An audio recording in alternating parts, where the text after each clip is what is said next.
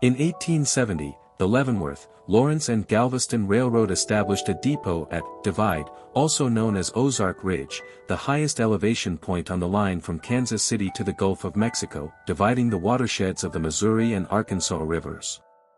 This remote spot in Anderson County saw its first store built in 1871, but true settlement began in early 1872 when a group of about 50 families from Ohio and Indiana, organized by leaders like Colonel Henry Wilson and J.J. Fairbanks, arrived seeking fertile land for farming.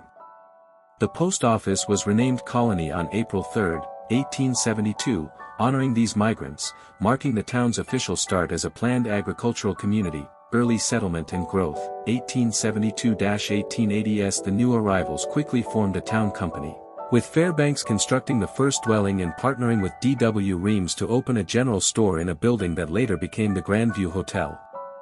Reverend Travis delivered the first sermon on March 31, 1872, fostering a strong community spirit. By the mid-1870s, Colony boasted a schoolhouse, churches, and a bustling economy tied to rail-shipped grain and livestock. However, the original Colony group disbanded after a few years as many Easterners returned home, disappointed by the harsh prairie conditions, leaving behind improved lands that attracted more resilient homesteaders from across the Midwest. Economic and community development, 1880s to 1900s. As Kansas transitioned to statehood in 1861, Colony evolved into a classic rural hub, with wheat farming, dairying, and coal mining driving prosperity. The town's population peaked around 500 by the early 1900s, supported by fraternal orders, a newspaper, the Colony Free Press, and annual events like harvest festivals. The railroad remained central, enabling trade, though it also brought challenges like the 1880s droughts that tested farmers' resolve. Civic milestones included the 1884 incorporation as a city and the construction of a stone school in 1890.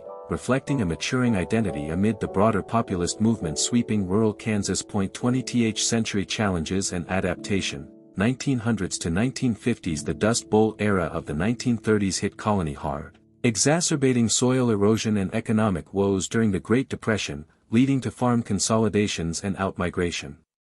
World War II briefly revived the town through scrap drives and war bond efforts, but post-war mechanization reduced agricultural jobs.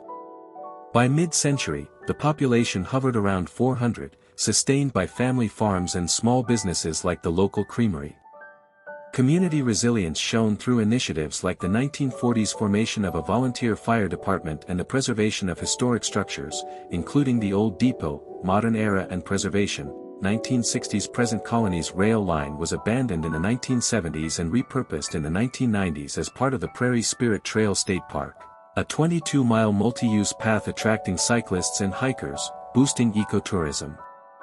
Today, with a population of about 381, per the 2020 census, the town emphasizes its heritage through annual events like the Colony Days Festival and maintenance of landmarks such as the 1870s cemetery.